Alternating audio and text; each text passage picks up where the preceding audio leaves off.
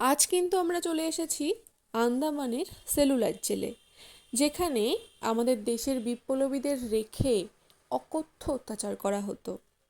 সেটাই কিন্তু এখনও তুলে ধরা হয় লাইট অ্যান্ড সাউন্ডের মাধ্যমে। আর এটা দেখার জন্য অনলাইন টিকিট ব্যবস্থা আছে। তো সেটা জানতে গেলে কিভাবে কি টিকিট কাটবেন সে সম্পর্কে জানতে গেলে অবশ্যই আমাদের কমেন্ট করবেন, আমরা আপনাদের জানিয়ে দেওয়ার চেষ্টা করব। নমস্কার বন্ধুরা, আমার আরেকটি নতুন ভিডিওতে তোমাদের সবাইকে জানাই অনেক অনেক স্বাগত।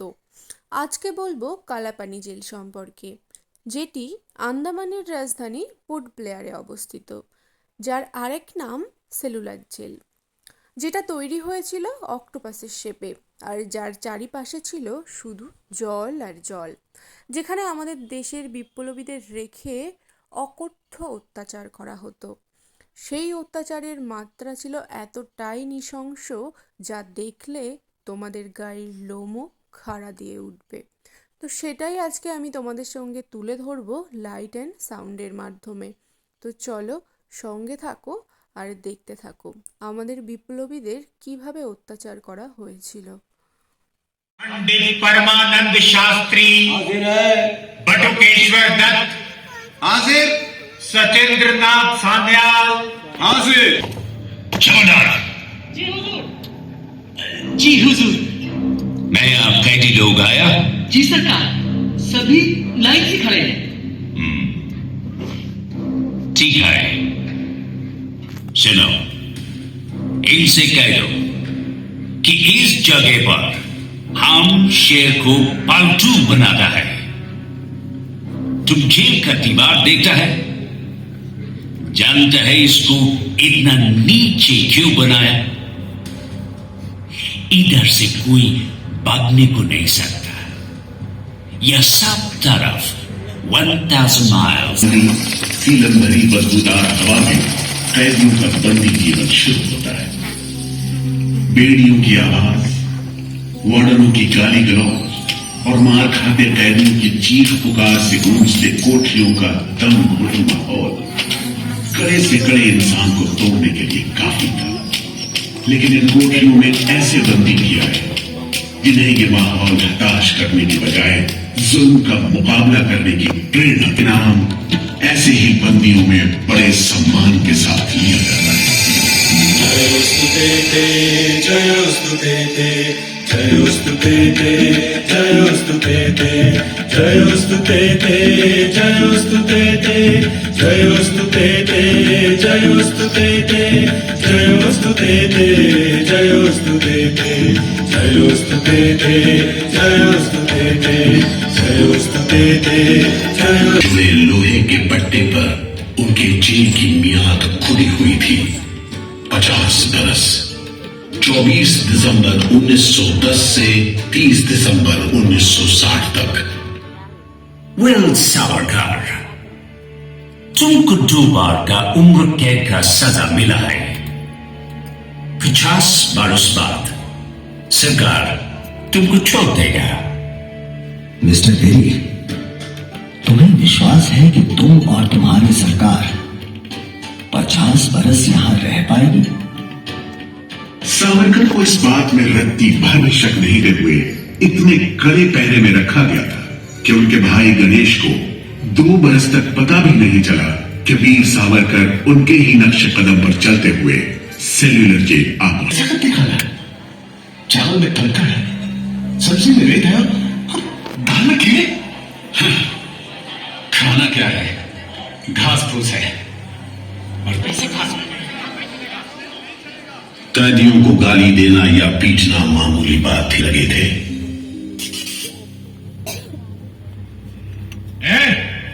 इंदु भूषण, सुधीर, हेमचंद, तुम लोग इधर चलो। नारियल के बोरे उठाओ। हर बोरे में है 25 सेर नारियल। इन्हें पहुंचाओ तीसरी मंजिल पर। शाम तक हर आदमी को 30 पाउंड तेल निकालना है, समझे? हम इतना तेल कैसे निकालेंगे? वो मशीनें तो हाथ से चलानी पड़ती हैं। जबान मत लड़ाओ बदमाश। जो हाथ बम पिस्तौल चलाते हैं वो मशीन नहीं चला सकते। चलो जल्दी करो, भाग कर जाओ और काम करो।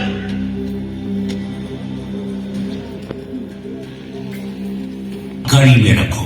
जी हुजूर। ये बागी का बच्चा है, इसको बेड़ी डालो, इसको भी बेड़ी डालो 6 महीने तक। जी हुजूर। तुम अब तक 5 बार काम का कोटा पूरा नहीं किया, हम तुमको इस बदमाशी का मजा चखाएगा। और मारो। नारे बोलेगा, बोल नारे, बोल बोल नारे, बोल बोल नारे, जितनी ताकत है बोल नारे।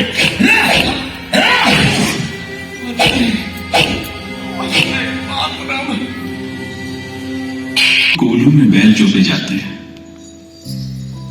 वो भी दिन में 10 से 12 सेर से ज्यादा तेल नहीं निकाल पाते। जेल में मुझे 2 और कैदियों के साथ बैल की जगह जोत दिया जाता था और हमें शाम तक 1 मन नारियल का तेल निकालने का काम सौंपा जाता। जमादार हमें दौड़ने पर मजबूर करते और रफ्तार धीमी होने पर कोड़े मारते। हर रोज न जाने हम कितनी बार लड़खड़। क्यों काम नहीं करेगा? जैसा बर्ताव ये जमादार करते हैं उसमें मैं काम नहीं करूंगा। मारपीट और सजा का नतीजा ये हुआ कि उल्हासकर ने 7 दिन के बाद खाना पीना और बात करना भी बंद कर दिया। वार्डनों का ख्याल था कि उल्हासकर पागल होते जा रहे हैं, लेकिन जेलर बेरी ने इसे नाटक बताते हुए उल्हासकर को बिजली के झटके लगाने का हुक्म दिया, जिसके बाद उल्हासकर 3 दिन और 3 रात बेहोश रहे। उसके बाद कहीं जाकर डॉक्टर को बुलाया। उल्हासकर, हम जानते हैं तुम अपने मुल्क का आजादी के वास्ते ये करता। हम तुम्हारा काम को ठीक नहीं समझते, लेकिन क्यों सावरकर, तुम भी पागलपन का बहाना करेगा क्या? तुम्हारे बाद मिस्टर बेरी। अच्छा, हाँ, जिस तरह के अत्याचार तुम कर रहे हो उनसे कोई भी आदमी पागल हो सकता है। रहने दो ये सब बात सावरकर, तुम अच्छी तरह जानता है उल्लासकर पागल नहीं है, बहाना करता है। मिस्टर बेरी, अगर तुम सोचते हो कि उल्लास बहाना कर रहा था तब तुम पहले ही पागल हो चुके हो। ये सब अत्याचार बंद करो, वरना हमारे पास स्ट्राइक के अलावा कोई रास्ता नहीं बचेगा। छूट नहीं, नहीं। हमारी मांगे पूरी करो, पूरी करो। इन्कलाब जिंदाबाद, इन्कलाब जिंदाबाद। बंदियों को छोड़ दो, बंदियों को छोड़ दो। और इस तरह कैदियों ने अपना आखिरी हथियार इस्तेमाल करना शुरू किया। हड़तालों का एक लंबा सिलसिला चल पड़ा, मगर ऐसे मामलों से जेलर बेरी और उसके अमले के रवैये में कोई खास फर्क नहीं पड़ा। कुल मिलाकर करना नाइंसाफी होगी। वो सुख था बुलबुलों की चहक, उनका मधुर स्वर, उनके झुंड कल कल करते नारियल के टुकड़ों पर टूट पड़ते। गंभीर विचारों से मुक्ति पाने के लिए मैं मन को बलपूर्वक दिल दहला देने वाली चीखें निकलती, जेल का घंटा घन-घना उठता, जेल की मीनार पर लगी बत्ती जलती बुझती रहती और 8 मील दूर तक खड़े जहाजों तक खबर पहुंच जाती कि फिर से कुछ कैदियों को फांसी पर लटका दिया गया है। 12 मई 1933 को कैदियों ने फिर भूख हड़ताल का सहारा लिया। भूख हड़ताल करने वालों में सरदार भगत सिंह के बहादुर साथी महावीर सिंह भी शामिल थे। हड़ताल के 5वें दिन जब कैदियों को जबरदस्ती खुराक दी जाने लगी तो महावीर सिंह ने ताकतवर विरोध किया। जालिमों, तुम नहीं जानते कि हम कौन हैं। हम मर सकते हैं पर छुपकर नहीं रह सकते। हमें ऑर्डर मिला है तुम्हें दूध पिलाने का। चलो जमादार, पकड़ो इसे। इंकलाब जिंदाबाद।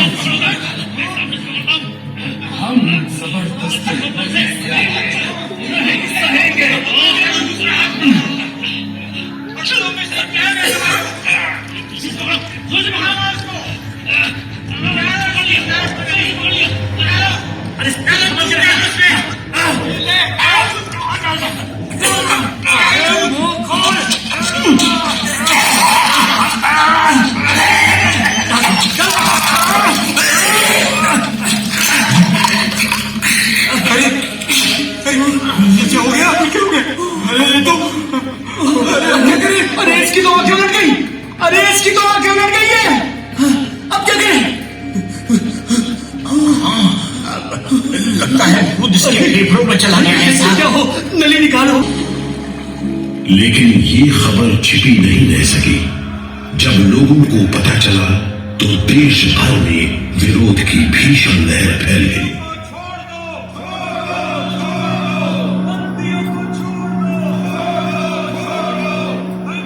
और फिर 45 दिन बाद 26 जून 1933 को जेल अधिकारियों ने हथियार डाल दिए, लेकिन देश अभी भी गुलामी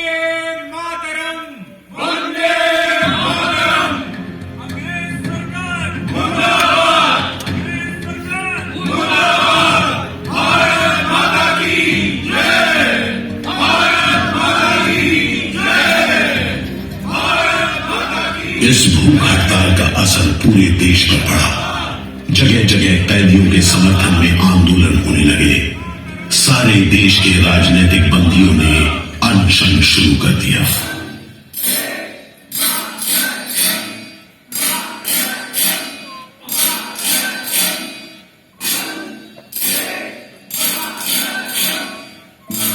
गुरुदेव रविंद्रनाथ ठाकुर और कांग्रेस की कार्यकारिणी की तरफ से जवाहरलाल नेहरू ने कैदियों से भूख हड़ताल समाप्त करने की अपील की और 28 अगस्त 1937 को गांधी जी ने सेलुलर जेल के बंदियों को तार से संदेश भेजा।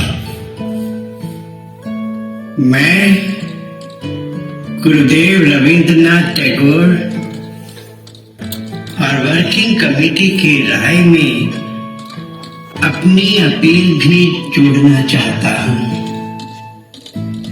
आप सब हड़ताल वापस ले लें और हम पर भरोसा रखें। हम आपको राहत दिलाने के लिए पूरी कोशिश कर रहे हैं। कैदियों पर गांधी जी की इस अपील का बहुत असर पड़ा। सभी कैदियों ने आपस में सलाह करने के बाद जवाब दिया। देशव्यापी अपील और आपके संदेश ने हमारे दिलों को छू लिया है। हम इस भरोसे पर भूख हड़ताल मुलतवी कर रहे हैं कि सारे देश ने हमारी मांगों और हमारे उद्देश्य को अपना बना लिया है। वंदे मातरम। 36 दिन के संघर्ष के बाद एक बार फिर बंदियों की जीत हुई। नतीजे के तौर पर सितंबर 1937 से सेलुलर जेल के कैदियों की स्वदेश वापसी शुरू हो गई। आखिरी जत्था जनवरी 1938 में रवाना हुआ और 80 साल बाद सेलुलर जेल राजनीतिक बंदियों से खाली हो गई और अंडमान द्वीप समूह के इतिहास का एक तकलीफदेह दौर खत्म हो गया।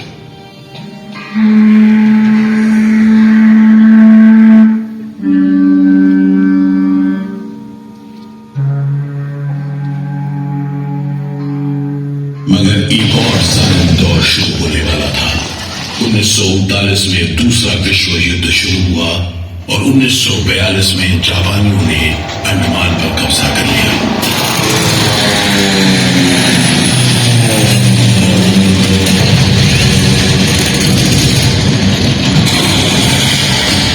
हालांकि अंडमान पर जापानियों का कब्जा सिर्फ 3 साल रहा, लेकिन इस अरसे में भी उन्होंने काफी जुल्म किया। हर आदमी उनकी नजर में अंग्रेजों का जासूस था।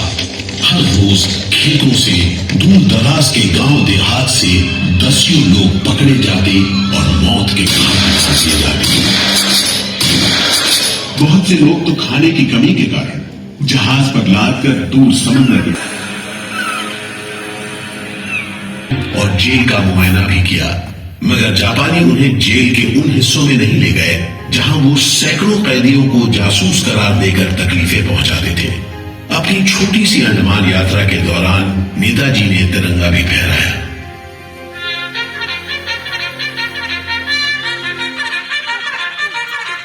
अगस्त 1945 में दूसरा महायुद्ध समाप्त हुआ और 3 साल 6 महीने 15 दिन के कब्जे के बाद अक्टूबर 1945 में अंडमान की जापानी छावनी ने अंग्रेजों के आगे हथियार डाल दिए।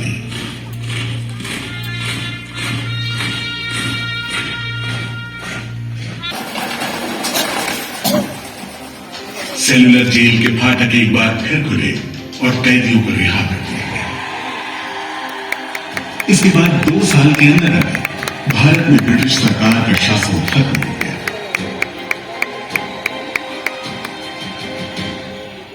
अंडमान द्वीप समूह अब काला पानी के खौफनाक नाम से नहीं जाना जाता, लेकिन ये सारी तकलीफें जो आजादी के प्रेमियों ने यहां झेली, वो सारी कुर्बानियां जो देशभक्त वीरों ने यहां दी, आज भी देशवासियों के दिलो दिमाग पर छपी हुई है। इसीलिए अंडमान के भूतपूर्व राजनीतिक बंदियों के भातृत्व मंडल की इच्छा को स्वीकार करते हुए भारत सरकार ने 30 अप्रैल 1969 को घोषणा की कि सेलुलर जेल को राष्ट्रीय स्मारक के रूप में सुरक्षित रखा जाएगा। भारत की आजादी के दीवानों ने जो अमानवीय यातनाएं इस कारागार में सही, ताकि भारतवर्ष आजादी की उन्मुक्त हवाओं में सांस ले सके, उन बलिदानों को आने वाली पीढ़ियां भूल नहीं पाएंगी।